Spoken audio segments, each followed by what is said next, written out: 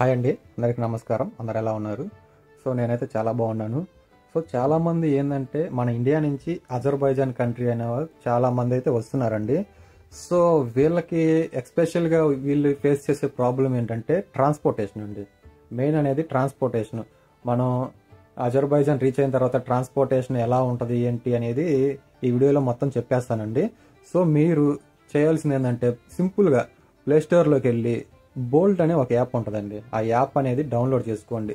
Download చేసుకున్న తర్వాత మీకు మెయిల్ కానీ ఫోన్ నెంబర్తో కానీ లాగిన్ అవ్వమని అడుగుతుంది.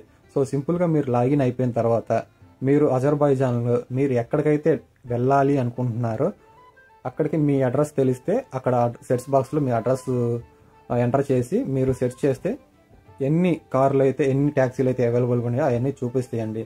సో ఇక్కడ వచ్చేసి ఏంటంటే మీకు ఎంత బడ్జెట్లో కావాలనేది కూడా చూపిస్తుందండి. సో సింపుల్గా ఎవరైనా ట్రావెల్ చేయాలనుకుంటే తక్కువ బడ్జెట్లో ట్రావెల్ చేయాలనుకుంటారు.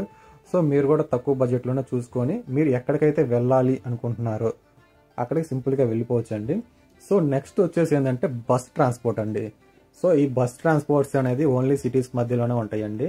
ఎయిర్పోర్ట్కి అయితే బస్ ట్రాన్స్పోర్టర్స్ అవైలబుల్గా ఉండవండి, ఓన్లీ ట్యాక్సీస్ మాత్రమే ఉంటాయి.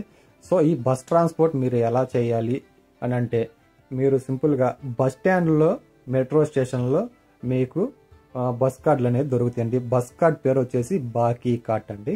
ఈ బాకీ కార్ట్ మీరు పొందాలి అనుకుంటే కొనాలి అనుకుంటే సింపుల్గా మీరు బస్ స్టాండ్లో వెళ్ళి అక్కడ ఈ లోగోకి సంబంధించిన అన్ని స్టాల్స్ ఉన్నాయండి. అక్కడికి వెళ్ళి సమ్ అమౌంట్ అనేది పే చేసుకొని మీరు బస్ కార్డ్ అనేది తీసుకోవచ్చు.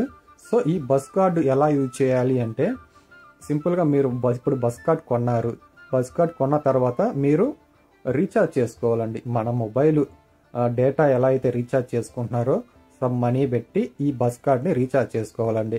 రీఛార్జ్ చేసుకున్న తర్వాత మీరు ఎక్కడికైతే వెళ్ళాలి అనుకుంటున్నారో ఏ డెస్టినేషన్కి అయితే వెళ్ళాలి అనుకుంటున్నారో ఆ డెస్టినేషన్ మీకు ఒక్కసారి ఆన్లైన్లో ఏ బస్ అయితే వెళ్ళిద్దో అని ఒకసారి తెలుసుకొని ఆ బస్కి వెళ్ళండి, ఆ బస్ స్టేషన్కి వెళ్ళి అక్కడ బస్ నెంబర్లు ఉంటాయి. ఆ బస్సు ఎక్కిన తర్వాత మీరు సింపుల్గా ఈ బాకీ కార్డ్ అనేది ఉంటుంది కదండి, అది స్వైప్ చేయండి.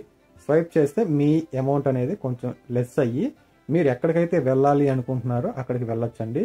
సో ప్రతి 300-400 మీటర్స్కి ఒక బస్ స్టాండ్ అయితే ఉంటుందండి. సో సింపుల్గా అయితే ఆగుతాయి బస్సులు.